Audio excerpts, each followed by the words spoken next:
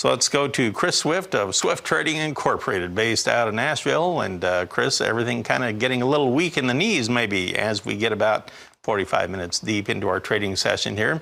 Did you kind of expect maybe a little profit taking in the beginning? It's possible, but the way that Tim was showing the weather coming up, it's going to be awfully hot and dry. And we also got some export sales this morning where we saw China bought 264,000 tons of soybeans, and between China and Mexico, 384,000 tons of corn. So we're starting to see our dollar weaken a little bit, and it has been staying weak for about the last probably 2 months now. We've seen some better exports of our grain. So I think a combination of the weather and people a little bit hungry and our dollar being a little bit lower is just kind of helping firm grains up. Well, where do we go from here now with the weather forecasts the way they are? Is this one of those situations where for a couple of weeks we're going to be trading on every single weather model as it comes out, or what?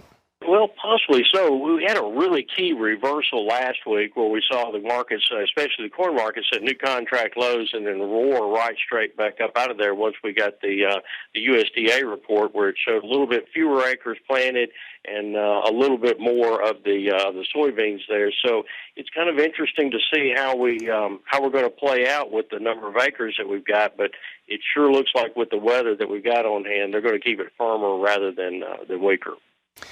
I did see one analyst last week. Of course, everything is open to interpretation, but they figured by last Saturday we had already maybe trimmed a bushel off the yield, but we'll have to wait and see. And we will get that new WASDE report and crop production report coming out at the end of this week on Friday, so that should be interesting too. We'll come back, Chris, and we'll take a look at our livestock trade here on a Monday. We're talking with Chris Swift. You don't want to go anywhere. We'll be right back.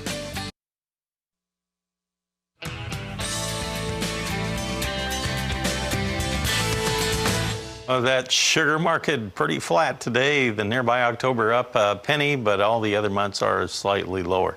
We're talking with Chris Swift right now. He's with Swift Trading Incorporated, and he's based out of Nashville. I want to take a look now at our livestock trade and see if they're hanging on to those gains that we had this morning. Even though the grain markets were higher, we had triple-digit gains in the livestock. Well, they're just really hanging right in there. Look at August live cattle, over $100 at $100.15. That's up 75 cents. And October up $1 even now at 103.67. All the other deferred months, we'll call it about 60 to 80 cents higher out there. Moving on to our feeder cattle market, we had been showing quite a few contracts over $1 higher. Right now, they're just kind of bumping up against the $1 higher, with August up 97. And now $1 higher. There we go. I thought if I waited around long enough, it would pop back up. It did. Now we're up $1 at 135.87. September up $1.02 at 136.87. They seem to be like magnetized to that dollar up area there.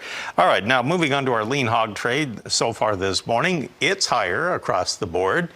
Nearby July up 35. You have the active August contract 77 higher. That's where most of your action is, I believe. 49.97 is the last trade, so just one tick under $50. And October up 85. We're trading at 49.20. What do you think of the trade so far here, Chris? Well, it's interesting to see. We firmed up at the end of last week. We got some follow through this week.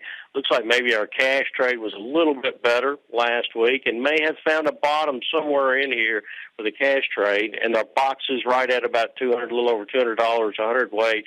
We may find some support for there. A lot of cattle have changed hands over the last 3 to 4 weeks, so maybe we're now in a section where we just let those cattle grow for the next 7 to 8 weeks until we get into the latter part of August, and then really start trading cattle again as we move into the fall of the year and get prepared for that. How much impact, excuse me, is the weather having on cattle production?